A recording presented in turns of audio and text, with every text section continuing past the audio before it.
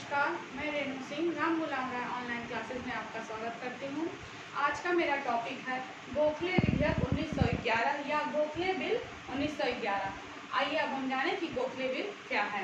तो भारत में राष्ट्रीय शिक्षा के स्वरूप पर प्रारंभ से ही विचार होता रहा और भारत में अंग्रेजी काल पुनर्जागरण का काल माना जाता है। तो इस काल में भारतीय राष्ट्रीय शिक्षा के स्वरूप पर भी खूब विचार हुआ और इसे आंदोलन का रूप 1905 में कलकत्ता में भारतीय राष्ट्रीय कांग्रेस के अधिवेशन में दिया गया और जो पूरे देश भर में फैल गया। तो इसके साथ साथ ही राष्ट्रीय शिक्षा आंदोलन भी फैलता गया और जगह जगह पर राष्ट्रीय विद्यालयों की स्थापना इस आंदोलन की सफलता के प्रतीक थे। यानी कि जब यह राष्ट्रीय शिक्षा आंदोलन प्रारंभ हुआ तो उसका आंदोलन हुआ तो इसका ये प्रभाव पड़ा कि जगह जगह राष्ट्रीय विद्यालय खोले गए और जो इसका सबसे बड़ा चिन्ह माना गया। पर सरकार का इस पर उतना प्रभाव नहीं पड़ा जितना पड़ना चाहिए। अतः 1910 में भारतीय राष्ट्रीय कांग्रेस ने अपने इलाहाबाद अधिवेशन में और मुस्लिम लीग ने अपने नागपुर अधिवेशन में प्राथमिक शिक्षा को अनिवार्य एवं निःशुल्क बनाने के संबंध में प्रस्ताव रखा। तो देश में अनिवार्य एवं निःशुल्क प्राथमिक शिक्षा की मांग को अगर किसी ने सबसे अधिक गति और अधिक कार्य किए तो वह थे हमारे गोपाल कृष्ण गोखले। तो आइए अब हम जानें कि 1911 में जो ये गोखले बिल आया यह क्या था। तो गोपाल कृष्ण गोखले ने उस समय बीए तक की शिक्षा ग्रहण की थी और वे तत्कालीन शिक्षा के गुण दोषों से भली भांति परिचित थे कि वह जानते थे कि शिक्षा से हमें क्या लाभ है और अशिक्षित लोगों जो ज़्यादा से ज़्यादा अशिक्षित हैं उसमें और उनके उत्थान के लिए उन्हें शिक्षित होना बहुत जरूरी है। तो उनमें राष्ट्रीय प्रेम की भावना गोपाल कृष्ण गोखले के अंदर राष्ट्रीय प्रेम की भावना फूट फूट कर भरी थी और वो देश में व्याप्त अशिक्षा के प्रति शुरू से ही चिंतित थे और इस विषय पर वो बहुत ही गंभीर थे। उन्होंने यह अनुभव किया कि जब तक देशवासियों को शिक्षित नहीं किया जाएगा तब तक देश को स्वाधीन नहीं किया जा सकता है। गोखले उच्च कोटि के विद्वान थे, एक अच्छे कुशल वक्ता थे और वो एक अच्छे शिक्षक थे। तो गोखले ने 1905 में लॉर्ड कर्जन द्वारा पारित विश्वविद्यालय अधिनियम 1904 का खुलकर विरोध किया था और वे भारत में प्राथमिक शिक्षा के प्रसार पर निरंतर प्रयास करते रहे। इसी बीच 1906 में जो बड़ौदा के तत्कालीन नरेश महाराजा सियाजी राव गायकवाड़ ने अपने संपूर्ण बड़ौदा जो है राज्य में 7 से लेकर 12 वर्ष के आयु के सभी बच्चों के लिए प्राथमिक शिक्षा अनिवार्य कर दी और वह इस कार्य में पूर्ण रूप से सफल हुए। तब गोखले ने यह अनुभव किया, उन्होंने ऐसा सोचा कि जब सीमित साधनों वाला एक छोटा सा राज्य यह कार्य कर सकता है तो फिर ब्रिटिश सरकार क्यों नहीं यह कार्य कर सकती है।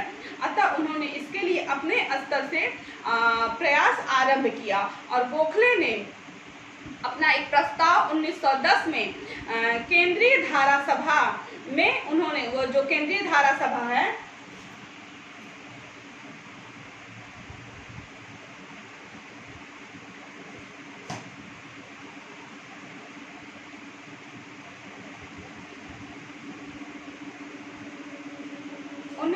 में इन्होंने एक अपना प्रस्ताव भेजा केंद्रीय धारा सभा में और ये केंद्रीय धारा सभा के सदस्य थे। इन्होंने 19 मार्च 1910 को इस केंद्रीय धारा सभा में अनिवार्य एवं निःशुल्क प्राथमिक शिक्षा के संबंध में एक प्रस्ताव पेश किया और यह प्रस्ताव कुछ इस प्रकार था। यह सभा सिफारिश करती है कि संपूर्ण देश में प्राथमिक शिक्षा को अनिवार्य एवं निःशुल्क बनाने का कार्य प्रारंभ से किया जाए और इस संबंध में सरकारी और गैर सरकारी अधिकारियों को एक संयुक्त आयोग शीघ्र ही नियुक्त किया जाए। और ये जो इन्होंने 19 मार्च को जो इन्होंने केंद्रीय धारा सभा में जो अपने प्रस्ताव पारित किए तो इसमें इन्होंने कुछ अपने सुझाव दिए। तो वो सुझाव कुछ इस प्रकार थे कि 6 से लेकर 10 आयु वर्ग के सभी बच्चों के लिए अनिवार्य एवं निःशुल्क प्राथमिक शिक्षा की व्यवस्था की जाए।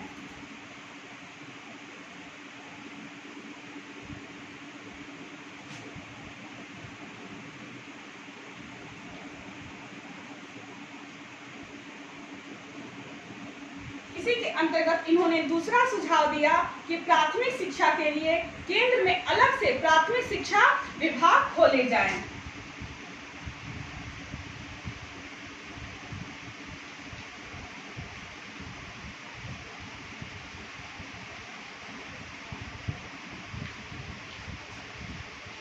इसी सुझाव के अंतर्गत इन्होंने तीसरा अपना सुझाव दिया कि प्राथमिक शिक्षा के नियंत्रण के लिए एक अलग से सचिव की नियुक्ति की जाए।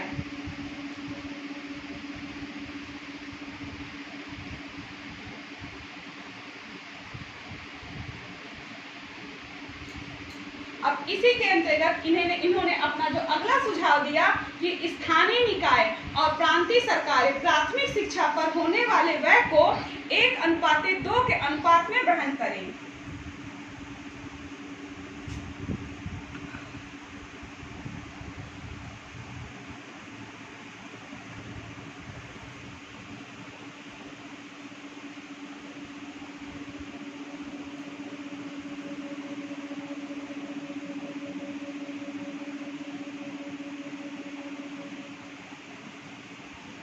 और इसी सुझाव के अंतर्गत इन्होंने अपना जो अगला सुझाव दिया कि वार्षिक बजट प्रस्तुत करते समय प्राथमिक शिक्षा की प्रगति का लेखा जोखा प्रस्तुत किया जाए।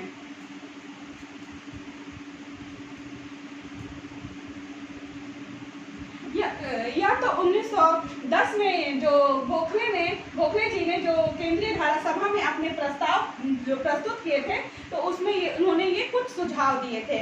तो केंद्रीय धारा सभा में इस प्रस्ताव पर खुलकर खूब चर्चा हुई और अधिकतर सदस्य जो थे केंद्रीय धारा सभा के, वो गोखले के इन तर्कों से बहुत सहमत थे और सरकार ने इस सब के लिए आश्वासन दिया कि केंद्र में प्राथमिक शिक्षा की व्यवस्था के लिए पृथक विभाग स्थापित किए जाएंगे और प्राथमिक शिक्षा पर नियंत्रण करने के लिए अलग से सचिव की नियुक्ति की जाएगी। परंतु सरकार ने जो प्राथमिक शिक्षा है वो निःशुल्क एवं अनिवार्य करने के लिए कोई भी कार्य नहीं किया।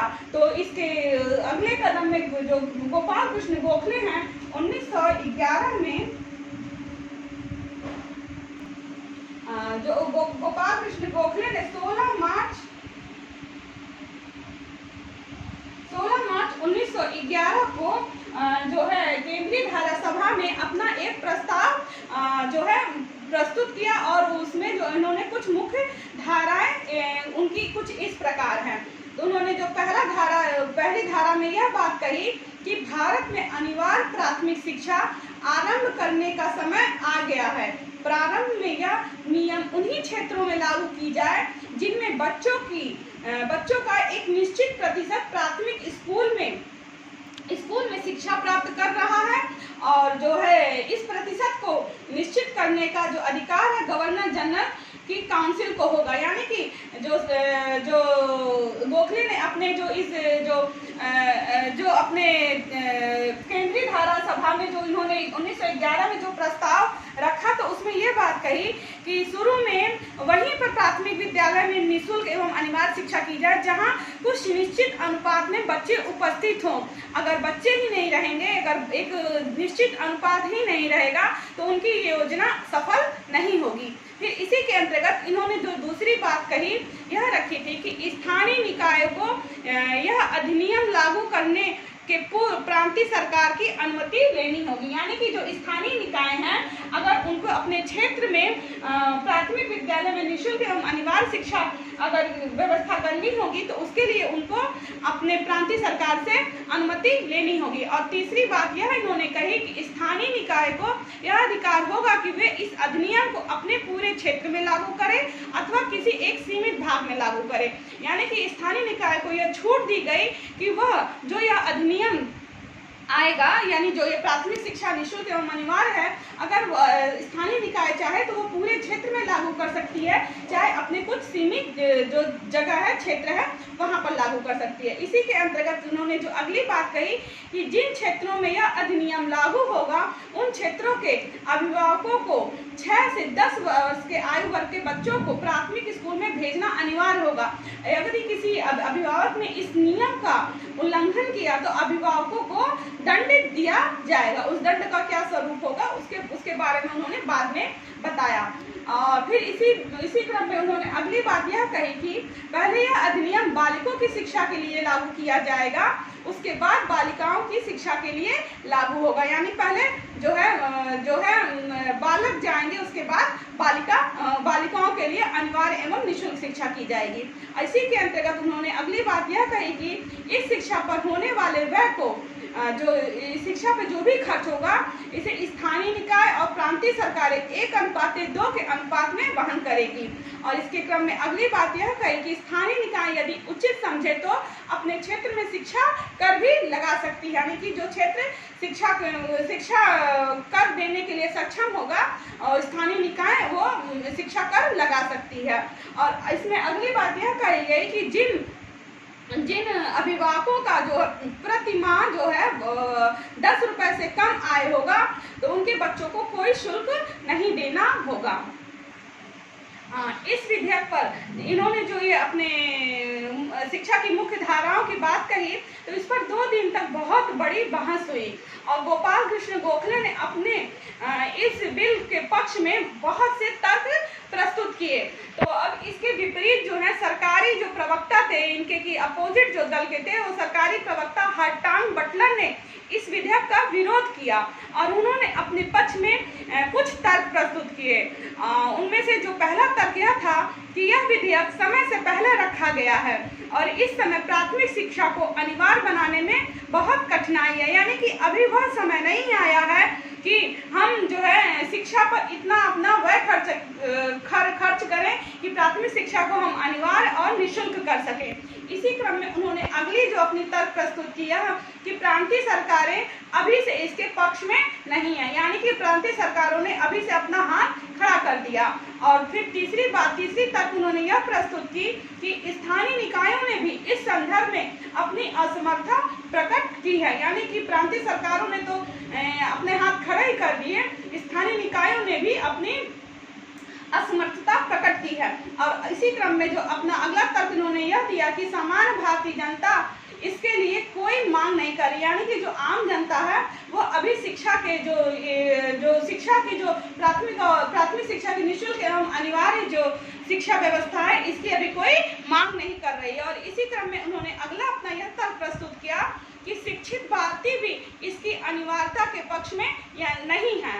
तो गोखले ने हरटांग बटलर के इन सभी तर्कों को व्यर्थ बताया और उन्होंने सभा के सामने बड़ौदा राज्य, यानी कि जो मैंने बताया कि बड़ौदा के जो राजा थे उन्होंने जो 7 से लेके 11 वर्ष के सभी बच्चों के लिए जो शिक्षा थी अनिवार्य कर दी थी, जिसमें वो सफल हुए थे, तो उसका एक उदाहरण उन्होंने उस जो सभा थी उसमें प्रस्तुत की और पश्चिमी देशों के उदाहरण प्रस्तुत किए, परंतु भारतीय रियासतों के प्रतिनिधियों ने सरकार के पक्ष में मत दिया और यह विधेयक 13 मतों के विरुद्ध 38 मतों से गिर गया। यानी कि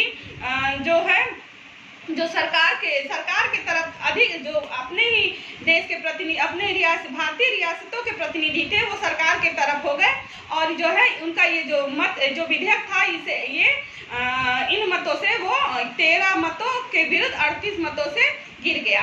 तो ये था गोखले विधेयक। तो गोखले के प्रयत्नों के प्रभाव आइए हम जानते हैं कि गोखले ने जो अपने ये प्रयत्न किए उस पर भारत पे क्या प्रभाव पड़ा। तो गोखले द्वारा प्रस्तावित यह विधेयक केंद्रीय धारा सभा में पास तो नहीं हो सका, परंतु उनके द्वारा अपने विधेयक के पक्ष में दिए गए जो तर्क दिए थे उससे ब्रिटिश सरकार में खलबली मच गई और वो सोचने लगे कि अब भारतीयों को उनकी शिक्षा संबंधी अधिकारों से बहुत दिनों तक अब वंचित नहीं रखा जा सकता। और इसी बीच फिर 20 दिसंबर 1911 को ब्रिटिश सम्राट जो है जॉर्ज पंचम भारत के दौरे पर आए और उन्होंने यह स्थिति को समझा, जो भारतीय जो शिक्षा को लेकर जो इस समय स्थिति व्याप्त थी उसको समझा। तो उन्होंने अधिकारियों को, जो ब्रिटिश अधिकारी थे तो उनको यह निर्देश दिया कि वो भारतीय शिक्षा के जो विशेष ध्यान देने के लिए उन्होंने एक निर्देश दिया। तो यह था गोखले विधेयक 1911। उन्होंने किस तरह से अपने प्रस्ताव को केंद्रीय धारा सभा में प्रस्तुत किया और किस तरह से उनको मतलब इतने मतों से उनका जो है प्रस्ताव नामंजूर कर दिया गया। फिर भी उन्होंने जो प्रयत्न किए उस पर बहुत बड़ा ब्रिटिश जो गवर्नमेंट है उन पर बहुत प्रभाव पड़ा और उसके लिए जॉर्ज पंचम ने जब वो भारत दौरे पे आए तो उन्होंने स्थिति को भली बात समझा और अपने अधिकारियों को उन्होंने शिक्षा की ओर ध्यान देने का निर्देश किया। तो आज के लिए इतना ही। धन्यवाद, नमस्कार।